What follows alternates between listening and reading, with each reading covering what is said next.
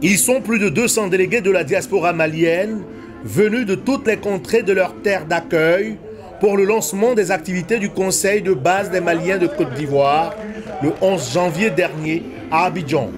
Cette mobilisation exceptionnelle répondait à un objectif: être les témoins privilégiés de la mise en œuvre de l'opération Un Malien, un toit au Mali.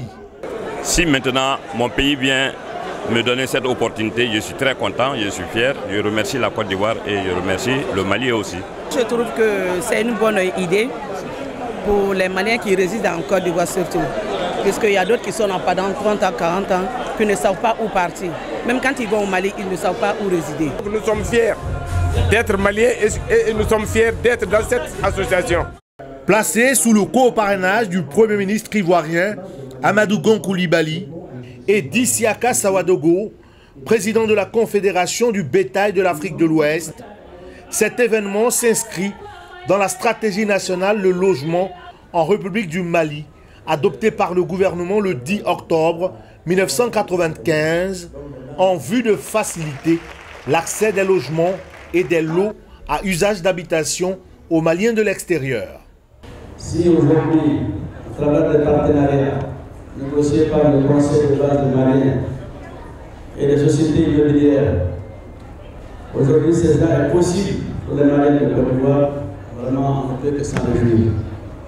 On ne peut que s'en réjouir, féliciter M. Keïta et l'encourager de confondre beaucoup d'espoir sur ce partenariat.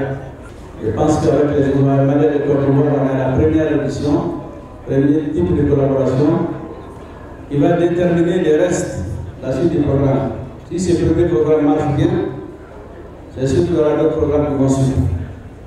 Après plusieurs années de réflexion, le Conseil de base des Maliens de Côte d'Ivoire peut entrevoir l'avenir en toute confiance pour la diaspora, avec en perspective une ville nouvelle à l'ouest de Bamako.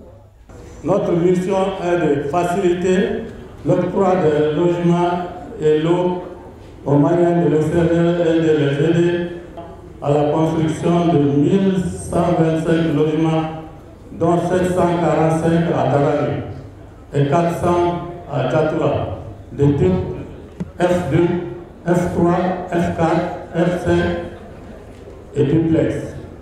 Le groupe d'entreprises de construction immobilière met ses 20 ans d'expérience à la disposition de la diaspora malienne avec des facilités pour l'acquisition des logements. Nous disons que nous partons avec ce qu'on appelle des maisons en construction, en autoconstruction assistée. L'autoconstruction assistée, ça veut dire quoi? Ça veut dire que quelqu'un qui a un peu d'argent, si tu es par exemple à Darani, tu as opté pour une maison de 5 millions, de 10 millions ou de 30 millions. Maintenant, si tu n'as que 2 millions, tu amènes les 2 millions, on investit les 2 millions, on s'arrête. Et le jour où tu as de l'argent encore, tu reviens, on construit.